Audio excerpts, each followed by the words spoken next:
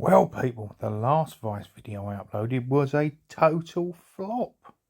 Perhaps you don't like Golden Vice. We'll start off with this one by taking it apart then, shall we? Nice and easy. Undo every screw you see. This is not a record imp, by the way. It's a Comet, which is a copy. It's such a good copy, you can use the screw, you can use the jaws, and you can use the anvil on the record imp. Now this is a lot smaller than my mechanics vice that's bolted to my bench, but just the right size for a toolbox. Now I'm just using the Stanley knife to clean out the muck in the slots on the screw heads. And now the screws come out lovely and easily.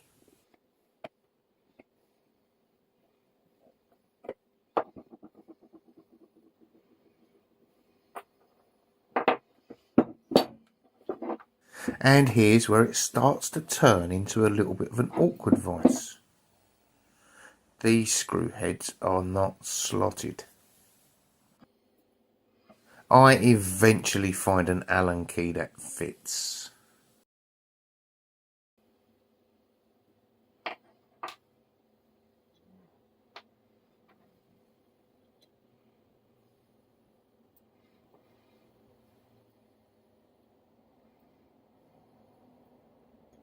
We'll give it a quick wire wheeling, and this is how it comes out.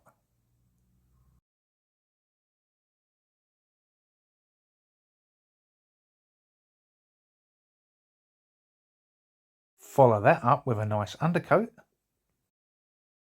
Leave them in front of the 2 kilowatt blower heater for 20 minutes and then hit it with the white gloss paint. Nothing fancy, just white gloss paint.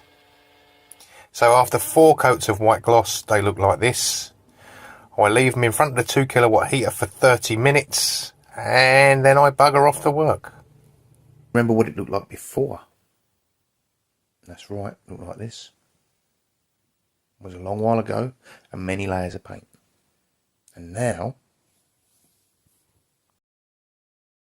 it looks like this, which, to be honest, is actually better than the vision I had originally.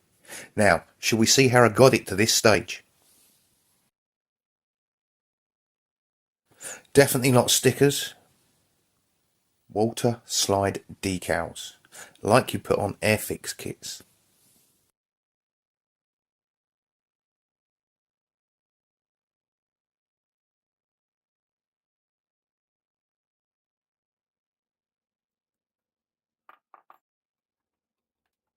So while this has still got the backing paper on and everything's dry, I'm going to line it up and have a look at many different angles and positions of the flag until I find one that I'm finally happy with.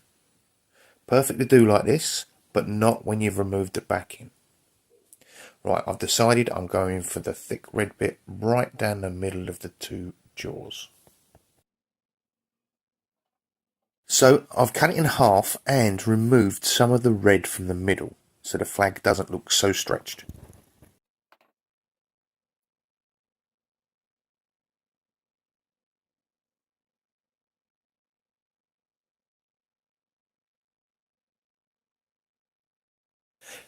Now while they're soaking in the bowl, get a little bit of water and put it on the vise. This helps it slide around, right?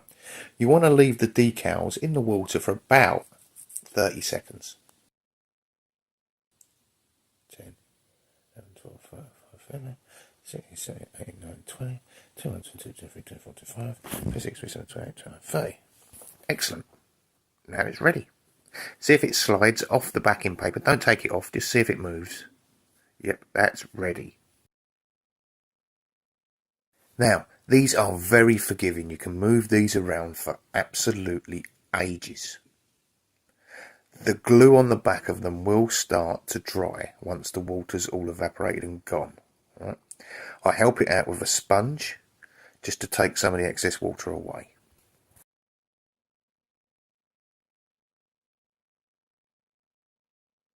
You've got minutes to mess with this, so it's absolutely ages, no rush. Line everything up exactly how you want it.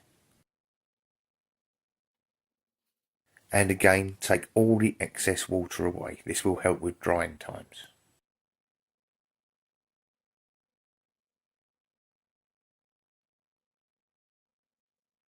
So give it a good overnight to dry, because you don't want any water left. Because I'm going to tape it up now, and it wants to be bone dry. Cover up everything that you don't want to get covered in clear coat. Because the good thing about water slide decals is you can clear coat over them. I'm in a very warm workshop, and I'm leaving about 10 to 15 minutes between coats. Once this is dry, not only will it protect the decals, but you won't be able to see it's a decal, and people will think you painted it on.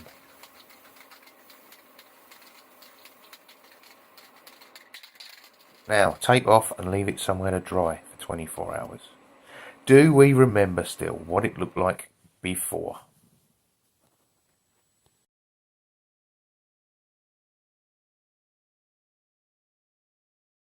Not only did I get a flag, I also got a proper Harrier decal and a Harrier roundel.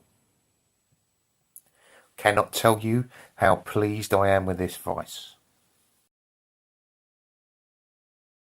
It is more than fit to go into the Harrier jump jet tool case. That needs to go down a little bit, get some clearance. There we are.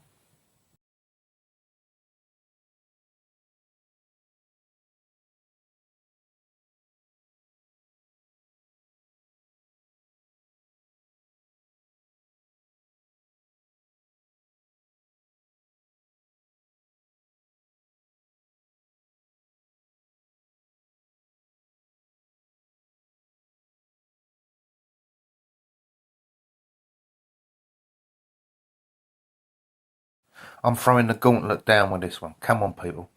We can all do it. Let's get more creative.